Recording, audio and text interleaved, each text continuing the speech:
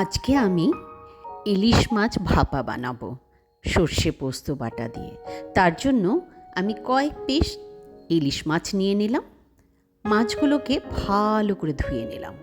তারপরে ওর উপরে একটু নুন আর হলুদ দিয়ে দিলাম। এইবারে সমস্ত মাছগুলোকে ভালো করে মেখে নেব। হয়ে গেল। এবার একটু লঙ্কা পাউডার দিয়ে দেবো। দেখুন কি ভালো লাগছে না, লাল লাল। তার উপরে একটু সর্ষের তেল ছড়িয়ে দেব। সর্ষের তেল দিলে স্বাদটা ভীষণ ভালো লাগে। আর আমি যে পেস্ট বানিয়ে রেখেছিলাম সর্ষে আর পোস্তর, সেটাও আমি এই মাছের উপরে দিয়ে দিলাম।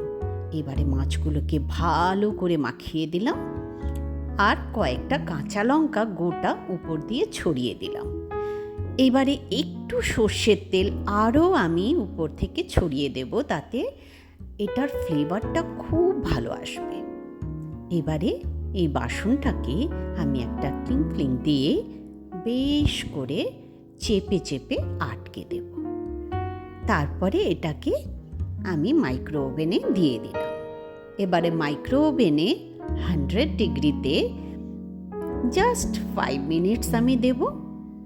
বাস হয়ে যাবে 5 মিনিটেই সর্ষে ভাপা। দেখো কি সুন্দর এটা ঘুরে ঘুরে ভাপাটা হচ্ছে, আর খেতেও কিন্তু ভীষণ ভালো লাগে, একদম টেস্টি। ইলিশ মাছ তো শুনেই জিভে জল চলে আসে। ব্যাস হয়ে গেল ইলিশ মাছ ভাপা।